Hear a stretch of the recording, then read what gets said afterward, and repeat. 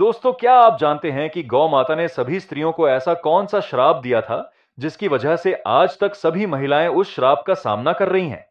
यह एक ऐसा श्राप था जिसे टाला नहीं जा सका। तो जानने के लिए यह श्राप क्या था, वीडियो को पूरा देखें। नमस्कार दोस्तों, आप सभी का चरित्र दृष्टि यूट्यूब चैनल पर बहुत बहुत स्वागत है। इससे पहले कि आप इस वीडियो में खो जाएं, वीडियो को लाइक करके चैनल को सब्सक्राइब कर लीजिए। तो चलिए आज की इस वीडियो को शुरू करते हैं। दोस्तों, एक समय की बात है जब भगवान श्री कृष्ण अपनी राजगद्दी पर बैठे हुए थे। तभी देवर्षि नारद मुनि उनके पास आए और बोले, हे प्रभु, मैं अभी हाल ही में मृत्युलोक में भ्रमण कर रहा था।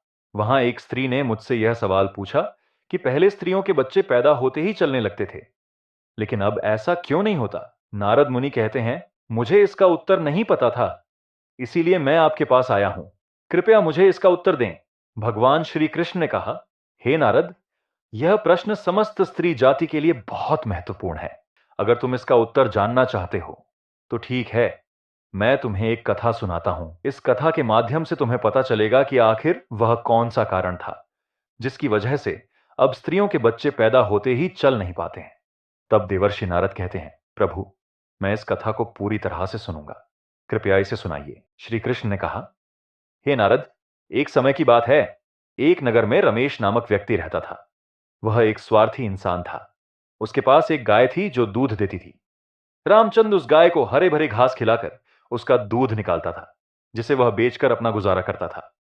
वह खुद भी उस दूध का सेवन करता और अपने परिवार वालों को भी पिलाता था। गाय के दूध से ही रमेश अपने घर का खर्चा चलाता था। रमेश का समय इसी तरह से कट रहा था। लेकिन कुछ समय बाद ऐसा हुआ कि गाय ने दूध देना बंद कर दिया। जैसे ही गाय ने दूध देना छोड़ा, रमेश ने उसे चारा देना भी बंद कर दिया। और एक दिन ऐसा आया जब रमेश ने गाय को बहुत मारा पीटा और उसे घर से बाहर ले जाकर जंगल में छोड़ दिया। वह गाय बेचारी अब अकेली रह गई है, जंगल में इधर उधर भटकती है।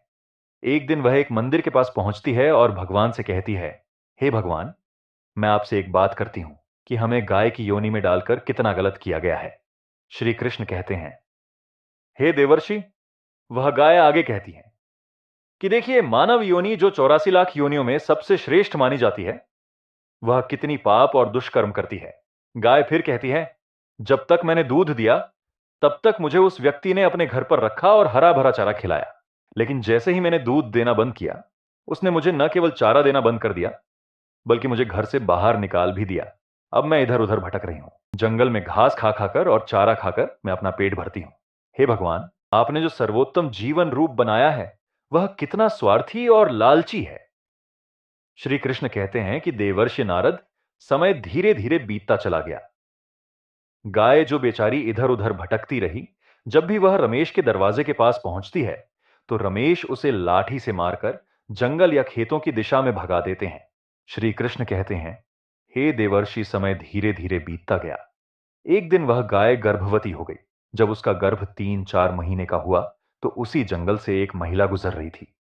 उसने गाय को देखा और सोचा, यह गाय तो गर्भवती है, मैं इसे पाल लूंगी।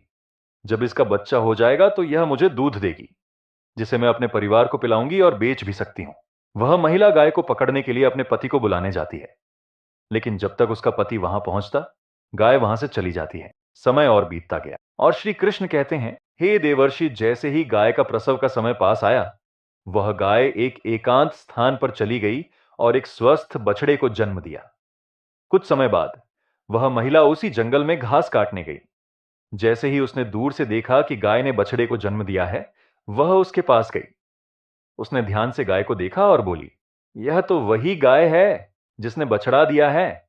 चलो अच्छा हुआ, महिला ने सोचा, अब मैं इस गाय को पकड़कर अपने घर ले जाऊंगी। जैसे ही वह स्त्री गाय के पास से अपने पति को बुलाने के लिए जाने लगती है, उसी समय गाय ने उस स्त्री से कहा, बहन, आज तुम हमारे ऊपर एक उपकार करो।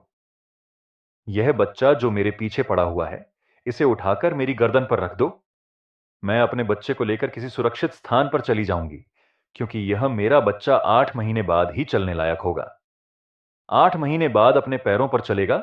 श्री कृष्ण कहते हैं, हे देवर्षि नारद, पहले गाय का बच्चा 8 महीने बाद ही अपने पैरों पर चल पाता था, लेकिन अब वह 8 महीने के बाद भी चलने लायक हो जाता है।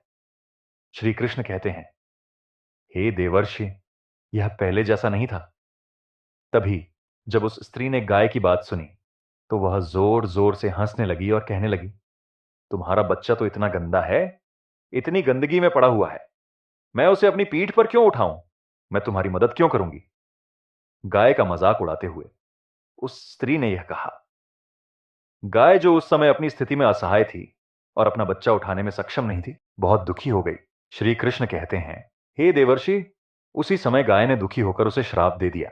उसने कहा, तुम्हारा बच्चा जन्म लेने के बाद तुरंत ही चलने लगता है, लेकिन आज मैं तुम्हें श्राप देती हूं कि तुम्हारा बच्चा जन्म लेने के 10 महीने बाद ही अपने पैरों पर चलने लायक होगा।